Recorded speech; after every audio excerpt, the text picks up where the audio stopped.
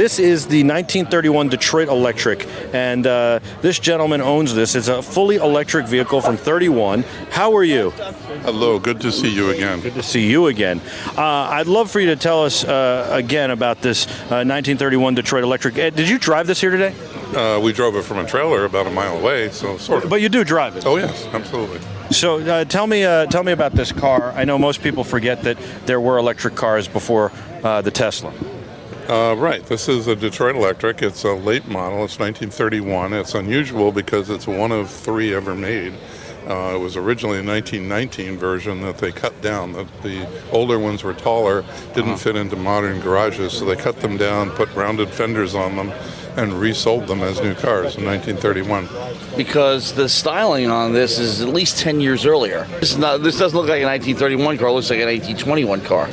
Well, if you saw the 1921, actually we did an interview last year of a 1922 Detroit Electric, and that was even more older looking. They really didn't change their styling very much. You've been continuing to collect the Detroit Electric. This is the second one I have, yeah. It's pretty amazing. Can you walk us through it? Just even in the concept of driving it, it's more like a ride at Disney than it is a car. Yep, and also it's a restoration that's in progress right now, so it's not completely finished. We steer it with a tiller, like this, like a boat in a way. Mm-hmm. And here's your speed selector. So you have 5 forward speeds you click it into. And you have 5 reverse speeds as well. So that's basically how. There's a brake, mechanical brake, and that's pretty much what you do. That's pretty much all there is to it. And then AFOX would like to know what the top speed is on the car. It'll probably do 35, although it gets pretty hair-raising above about 25. But it's, 25 or 30. In 1931, 35 miles an hour was pretty quick. Yeah.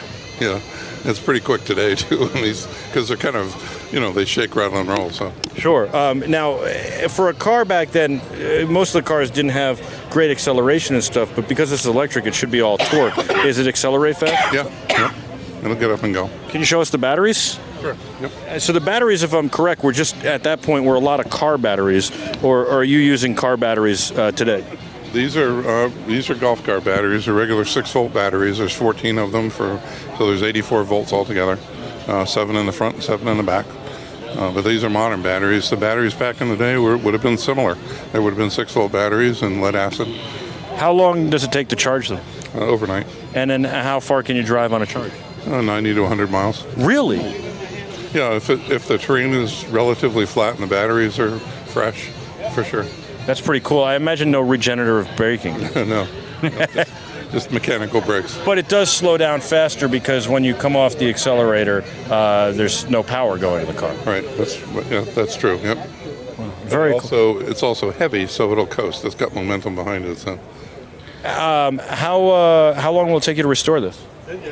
It's probably another couple weeks away. There's hundreds of parts that you don't notice, but they have to go on the car. There's curtains that are original to the car. There's flower vases that go in it. There's all sorts of things. So there's like the final touches that came with it originally. Where'd you find this one?